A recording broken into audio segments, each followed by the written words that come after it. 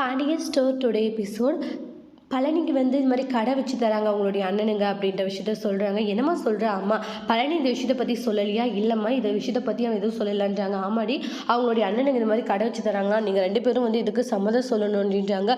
இதை பற்றி அவன் பேசினாலே கண்டிப்பாக நீ ஆரம்பிக்கிறதுல எனக்கு ஒரு பிரச்சனை இல்லை, சந்தோஷம்ன்ட்டு நீங்கள் சொல்லணுன்றாங்க. அம்மா, நீ கவலையப்படாத சரியா, தம்பி கடை ஆரம்பிக்கிறது எனக்கு சந்தோஷம் தான் அப்படின்ட்டாங்க. சரி, நான் வரமாப்பிலன்றாங்க. சரிங்க தருவாங்க.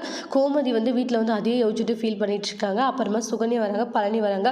2 பேர்கிட்ட கொஞ்சம் பேசணும்னு வாங்க. அரசு இருந்துட்டு என்னமாச்சு, நான் உங்ககிட்ட பேசணும் இருடின்றாங்க. சொல்லுக்கா என்ன ஆச்சு அப்படின்வாங்க. டே, இந்த மாதிரி அம்மா வழியில் பார்த்தேன், அம்மா பேசினாங்க, நீ கடை ஆரம்பிக்கிறியாமே, அண்ணன் உனக்கு கடை ஆரம்பிச்சு தருதாமேன்றாங்க. ஆமா அக்கா அப்படின்றாங்க. ஏன்டா இதை பற்றி சொல்லலை? இல்லைக்கா சொல்லணும் தான் நினச்சேன்றாங்க. டே, நீ கடை ஆரம்பிக்கிறதுல அக்காவுக்கும் சந்தோஷம் தான்டா, எனக்கு போய் சந்தோஷம் இல்லாத இருக்குமா சொல்லுன்றாங்க. எனக்கு ரொம்பவே சந்தோஷம் தான்டான்றாங்க. நீ நல்லா இருக்கணும் தாண்டா நானும் ஒவ்வொரு நிமிஷமும் நினைக்கிறேன், நீ நல்லா இருக்கக்கூடாது போய் நான் நினைப்பேன் சொல்ல அப்படின்ட்டு சொல்லிட்டு இருக்காங்க.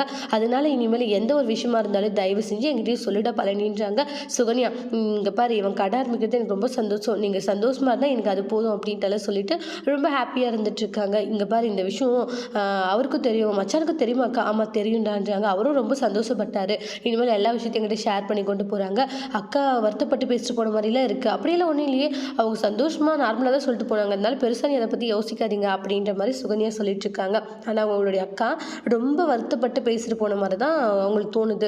அதுக்கு அடுத்ததாக பார்த்தீங்கன்னா ஒரு மாதிரி பழனி யோசிச்சுக்கிட்டே இருக்காங்க. கிச்சனுக்கு போகிறாங்க.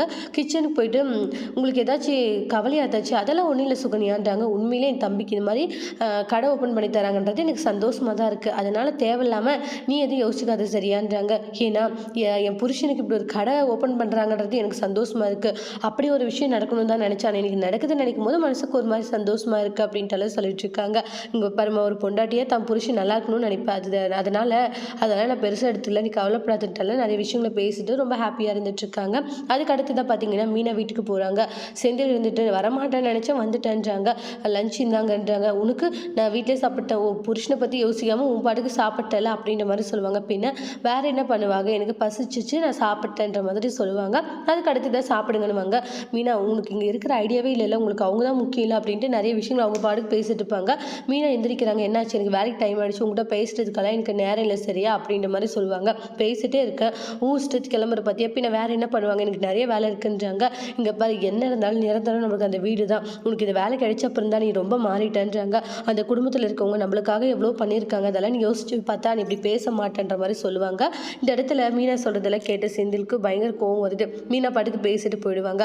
அதுக்கு அடுத்ததாக பாண்டியன் கடையில் இருப்பாங்க. என்னாச்சு மாமா, ஏன் ஒரு மாதிரி இருக்கீங்கன்னு மயில் கேட்டால் ஒன்றும் இல்லைன்னுவாங்க. அப்புறமா நம்மளோட சரவணனும் வருவாங்க. என்னாச்சு, அப்பா இப்படி தான் இருக்காரு, என்னாச்சுன்னு தெரியல அப்படின்ட்டு கேட்டு சொல்லிட்டு இருக்காங்க தங்கமையில். உடனே சரவணன், என்னப்பாச்சு, ஏன் ஒரு மாதிரி இருக்கீங்கன்றாங்க. பழனி வராங்கடி. பழனி, இந்த மாதிரி நீ கடை ஆரம்பிக்கிறதா சொல்லிட்டு சொன்னாங்கடா, எனக்கு ரொம்ப சந்தோஷம், அத்தை சொன்னதில்லைன்றாங்க.